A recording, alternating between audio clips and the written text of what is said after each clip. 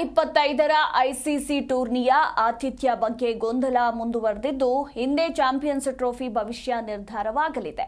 ಇಂದು ಅಂತಾರಾಷ್ಟ್ರೀಯ ಕೌನ್ಸಿಲ್ ಸಭೆ ಕರೆಯಲಾಗಿದ್ದು, ಈ ಸಭೆಯಲ್ಲಿ ಚಾಂಪಿಯನ್ಸ್ ಟ್ರೋಫಿ ಆತಿಥ್ಯ ದೇಶದ ಭವಿಷ್ಯ ನಿರ್ಧಾರವಾಗುವ ಸಾಧ್ಯತೆ ಇದೆ.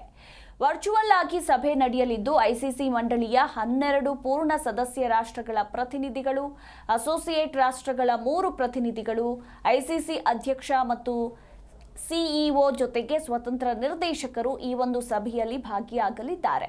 ಇನ್ನು ಮತದಾನದ ಮೂಲಕ ಆತಿಥ್ಯ ರಾಷ್ಟ್ರದ ಬಗ್ಗೆ ಅಂತಿಮ ತೀರ್ಮಾನ ಕೈಗೊಳ್ಳೋ ಸಾಧ್ಯತೆ ಇದೆ. 2021ರಲ್ಲಿ ಐಸಿಸಿಯು ಚಾಂಪಿಯನ್ಸ್ ಟ್ರೋಫಿಯ ಆತಿಥ್ಯವನ್ನ ಪಾಕಿಸ್ತಾನಕ್ಕೆ ನೀಡಿತ್ತು. ಆದರೆ ಭಾರತ ತಂಡವನ್ನ ಪಾಕಿಸ್ತಾನಕ್ಕೆ ಕಳಿಸೋದಿಲ್ಲ ಎಂದು ಬಿಸಿಸಿಐ ಸ್ಪಷ್ಟಪಡಿಸಿದೆ.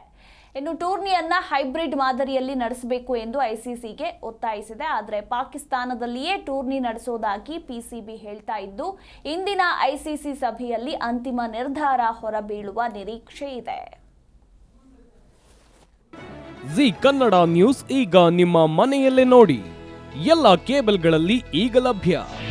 ನಿಮ್ಮ ನೆಚ್ಚಿನ ಜಿ ಕನ್ನಡ ನ್ಯೂಸ್ ಈಗ ಸನ್ ಡೈರೆಕ್ಟ್ ನಲ್ಲಿ number 292, Tata Play number 1664, Jio TV number 1334, NXT digital number 30, in cable number 30, city networks 51, U digital number 162, GTPL number 17, Rockline telecommunications number 42, Shri Basaveshwara cable number 168, rural cable network 60, Vinayaka digital 57, Abhishek cable 821, city channel 53, Siddeshwara cable network 57, ವಿ4 digital infotech 628, Surya digital networks 53, Gajanan digital number 836, Malnad infotech private limited number